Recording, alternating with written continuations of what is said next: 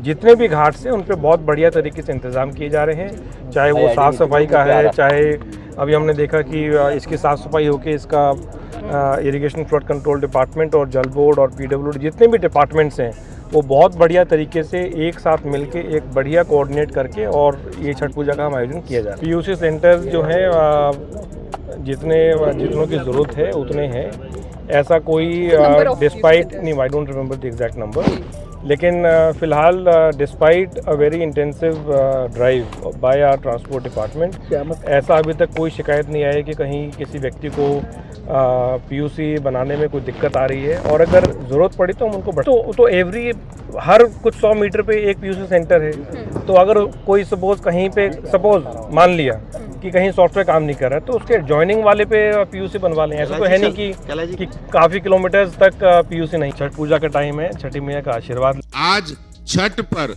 यमुना नदी के किनारे छठ पर्व मनाने पर भी आपने पाबंदी लगा दी कि यमुना मैया के ऊपर जो अर्घ दिया जाता है वहां खड़े होकर अर्घ दिया जाता है, उस पर भी पाबंदी लगा दी है।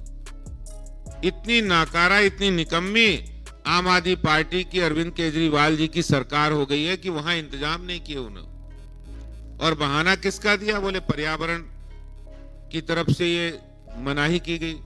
आखिर ये मनाही करने की जरूरत ही क्यों कैसे पड़ी है?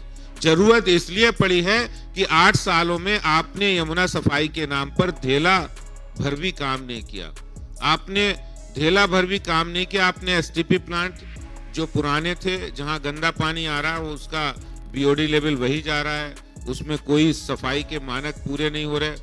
तो आपने कोई नया काम नहीं किया, ना ही काम करने की नीयत की, जिसके कारण से आज ये जरूरत आन पड़ी कि वहां पर आपने ये कहा कि यमुना जी के किनारे हम छठ नहीं मना सकते।